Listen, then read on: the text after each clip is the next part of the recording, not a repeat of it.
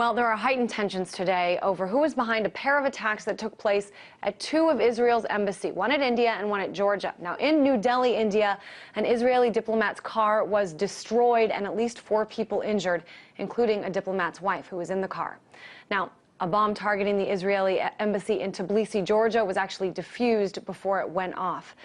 Now, Israeli Prime Minister Benjamin Netanyahu is blaming Iran. And if this is the case, it may believe it's in retaliation for a series of killings of Iranian nuclear scientists. Iran, though, has denied any involvement, but no question, this will serve to make worse what is already a pretty bad situation in relations between the two countries. To discuss this, I'm joined now by Stephen Lindman, writer, host, and Progressive Radio News Hour. Hey there, Stephen. As of now, there are a couple of viewpoints out there regarding this bombing and attempted bombing. The one in India was carried out using motorcyclists carrying sticky bombs, very similar to what happened last month in Tehran, in which an Iranian nuclear scientist and his driver were killed. Iran says, though, this is all a lie and a propaganda campaign facilitated by Israel. How do you think the rest of the world is viewing this? Well, in America, you can guess what the headlines are. I haven't checked. I really watch American TV. I can barely contain myself when I do it, but I'm certain the accusations against Iran and Hezbollah will flow thick and fast. If I had to blame anybody, and I certainly don't have any evidence, but if I had to name my top suspect, it would be Mossad. I mean, Mossad, the fingerprints of attacks like this, or attempted attacks, have Mossad's fingerprints all over them. But recall last October, the alleged plot against the Saudi ambassador in Washington that Iran supposedly planned. The charges didn't pass the smell test. It didn't even rise to the level of a B movie. And yet headlines raged in America for days. People in other countries just laughed at them. The charges were so ludicrous. Israel makes charges, America makes charges, Christine, but no evidence is provided. But Stephen, what motivation would the Mossad, Israel's intelligence agency, have for targeting 2 Israeli embassies? Well, the motivation would be to blame it on Iran and Hezbollah. I mean, Israel has no compunction about killing Jews as well as anybody else if it serves their intention. America has no compunction about killing Americans. They send Americans into the meat grinders of war, simply have no interest in their security or welfare. When they come home in terrible condition, emotionally, physically, they're treated very, very marginally. They don't get the care they needed. Israel is pretty much the same way. But you always need to ask one key question when something like this comes up. Cui bono? What on earth would Iran have to gain by ratcheting up tensions when there are so many accusations flowing against Iran right now? Again, no evidence substantiates anything, including its alleged nuclear weapons program that's entirely bogus, according to U.S. intelligence. As of March 2011, there's no evidence whatever proving it. IAEA has no evidence proving it. But you sure hear the headlines incessantly. Israel is making them.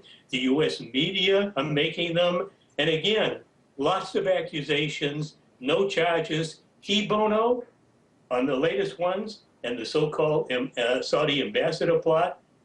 Iran can't possibly have anything to gain by doing something. That's what it seems like to me. It seems to me that there's already so many people looking for an excuse to launch an attack against Iran that it would be, you know, it's a little troubling to wonder what their motivation might be. But, you know, there are people out there, Stephen, who say Iran is testing the waters. They want to see how far, you know, these threats will go against them. I mean, is there any value to that thought? Oh, there's no value at all. The history of Iran in the past 200 plus years is Iran has not attacked another country in at least 200 years, maybe 300 years. Iran threatens no one in the region. The only time Iran went to war was when it was attacked by Saddam Hussein. And 1 million Iranian lives were lost, 400,000 Iraqi lives were lost, and America's dirty hands were behind the entire thing. It began with Jimmy Carter at the end of the 1970s. It continued under Ronald Reagan in the 1980s. Iran was victimized. America wanted Iran destroyed.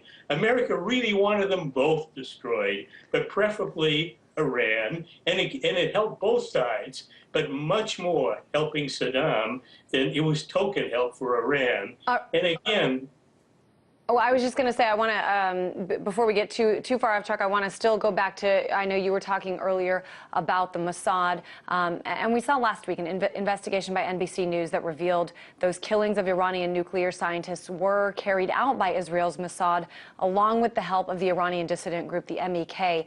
I want to play for a second something that Mohammad Larijani said. He's a senior aide to Iran's supreme leader, Ayatollah Ali Khamenei, and I'll get your reaction and we'll talk about it. The country is aware that the close allies of that country, like Israel, is involved in notorious terrorist activity. United States has an obligation to prevent it, to push Israel not to do it, to pursue it like pursuing us in the United Nations with different resolutions. So what do you think about this? He says that, you know, if the United States knows that Israel is carrying this out, they have an obligation to take action. Oh, they absolutely do. I mean, international law is clear. U.S. law is clear. If there are legitimate charges, the New York Times wrote about this, fingering Mossad. Astonishing. I wrote about it. I quoted the New York Times. It is absolutely astonishing that the New York Times would charge Mossad with attacks like this.